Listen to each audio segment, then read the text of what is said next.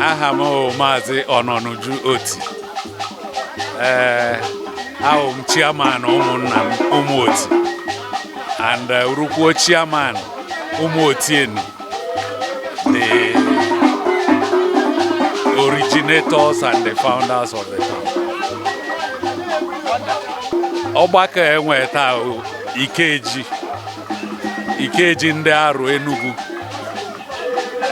Ọ mgbe eji ayọ Chukwu okike abịama maka ihe a na-akụ n'ubi ka o mee ọfụma.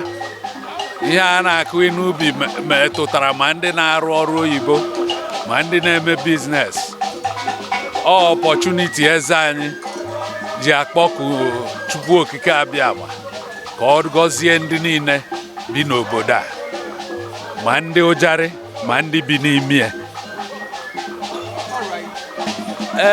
Ọ kwesịrị iwepụta ihe ubi na-arụ kọstọm, mana ebe anyị bịagoro na mba Enugu, anyị chọọ maintain na kọstọm, but also ka anyị nwee ike jikọta ya na ndị anyị na ha bi agbata obi, ka ọ ghara ịhụ ha na-eme nke ha iche, anyị na-eme nke anyị iche. So anyị mezie ya ka ọ daba n'ebe ha mgbe ha ji emekwa oriri nke ha. Mana anyị mechaa nke a, o nwekwara nke a na-eme mgbe a na-ewepụta ihe ubi, a na-akpụ ya otute. Otute ahụ omenala ndị anyị bibe ha, maka o nwere ndị anyị bibe ha. Ụmụ otieni wụ the grandfather,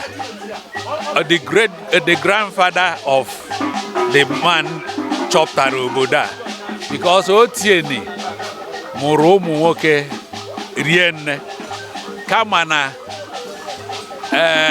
ọjị otieni Mgboro onye bụ ụzọ bịa n'obodo a wee kpọkọta nwanne ya nwoke nke tọrọ ya wụọkwara ka otieni. So ọ ka o si wee dị. Ihe gbasara omenala, ọ dị m ka anyị anachi ya azụ. Do na o nwere mgbe o mee ọ dị ka onwezi ihe na-eme, but since eze a pụtara, ndị gọọmenti kwadie recognize ya, ndị ụlọikpe sikwuo na ọ ya nwa bụ eze, omenala anyị ebinite ahụgo. Ị na-akwanyi ọkara ekpe, ahụ m onye ekpe, and ekpe na-arụ parliance, so the judicial arm of the government na-arụ parliance. Ozi m ga-ezi ha ha biko, ebe ha nọ na ha na-enedata anya n'obodo a, nye aka ka a na-edozi obodo a. Ihe eji mara obodo a inyere ibe ha aka, ọganihu. Ị na-anya ma ụlọ akwụkwọ mbụ enwere na ogbe a niile na ofesi ọdọ, as they call it then, government school AJALLI 1911, and so also other institutions. So na yo ha kpakọta ego ahụ ha na-ewenata ya n'ụlọ, and ha na-enye aka fụ n'udo dịkwu n'ụlọ.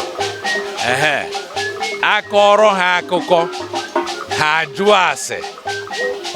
ase mara ihe wee eziokwu, na-ayọ ha ka ha kwadokwa eze anyị a, na eze anyị a wụ onye na-akwụ aka ya ọtọ, eze udo. Ihe ndị a ka m na-ayọ ha. Ha na-anwa ọfụma, kama na ụmụ mmadụ niile nọ na social media. Adamazi should also come out in the mainstream media, so that ka ndị enweghị opportunity ịga na social media na-afụkwana ihe ha na-eme. Ha na-eme ọfụma. Thank you very much for your time. Thank you.